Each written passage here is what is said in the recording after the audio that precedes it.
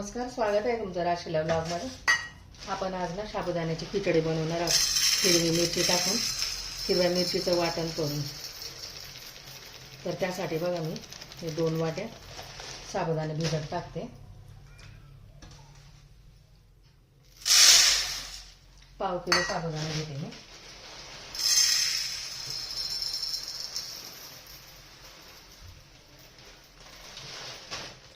सहा जणांसाठी एवढा साबुदाणा घेतलाय बघा आपण। आता हा ना याचं स्टार्च निघेपर्यंत चांगलं स्वच्छ धुवून घ्यायचं। बघा आता चाळणीत निथळलेला साबुदाणा त्यात काढून घ्यायचा। आता साबुदाणा बुडेल इतपत पाणी टाकायचं त्याच्यात।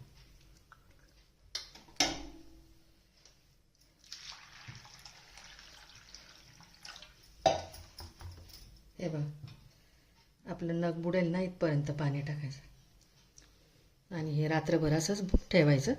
सकाळी याची खिचडी बनवूया। हे बघा रात्री साबुदाणा भिजवला होता आपण, तो कसा मोकळा सळसळीत भिजलाय बघा चांगला असा। आता आपण साबुदाण्याची खिचडी बनवून घेऊया।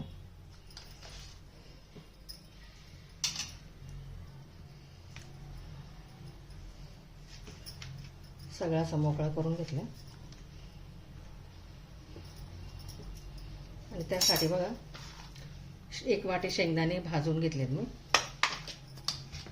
2 बटाटे उकडून घेतलेत, हिरव्या मिरच्या घेतल्यात 15 ते 20, जिरे घेतले 1 चमचा आणि उपवासाचं मीठ घेतलं। आता ना आपण हे सगळं बारीक करून घेणार आहोत। हे हिरव्या मिरच्या आणि ते मिक्सरमध्ये।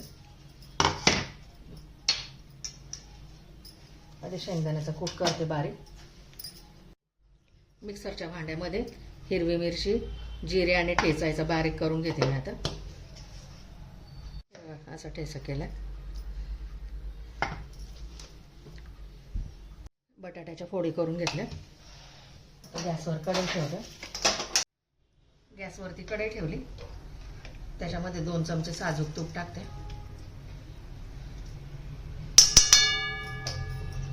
तूप वितळलं की त्याच्यामध्ये जिरे टाकायचे अर्धा चमचा, आपण वाटलेले पण आहे 1 चमचा। तर ह्याच्यात वाटलेल्या हिरव्या मिरचीचा ठेचा टाकून घेते मी।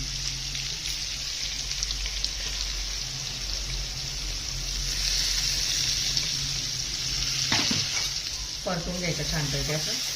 हिरवी मिरचीचं पण करून बघायचं, कधी कधी वेगळ्या पद्धतीची खिचडी अशी हिरवी मिरची बारीक करून किंवा लाल मिरची असते ना ती पण बारीक करून असं करायचं आपला ठेचा। आता याच्यात बटाट्याच्या फोडी टाकून घेते।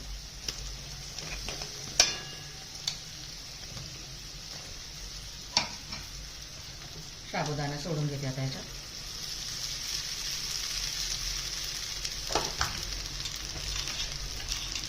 मध्ये शेंगदाण्याचा कूट टाकून घेते आणि आता छानपैकी अशी खिचडी परतून घ्यायची। आता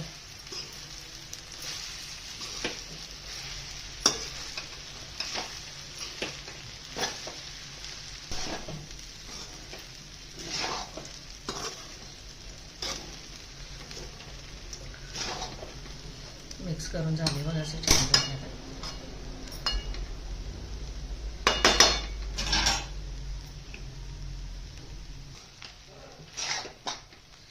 तेव्हा कशी मोकळी मोकळी झाली बघा, एक दाणा।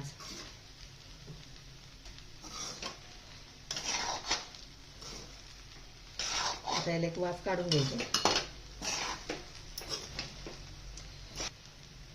झाकण ठेवते याच्यावरती। आता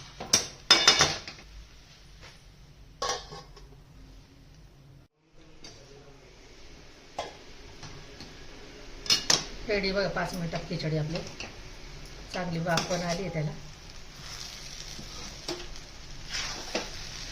रेडी बघा साबुदाण्याची खिचडी। व्हिडिओ आवडल्यास लाईक करा, शेअर करा, सबस्क्राईब करा।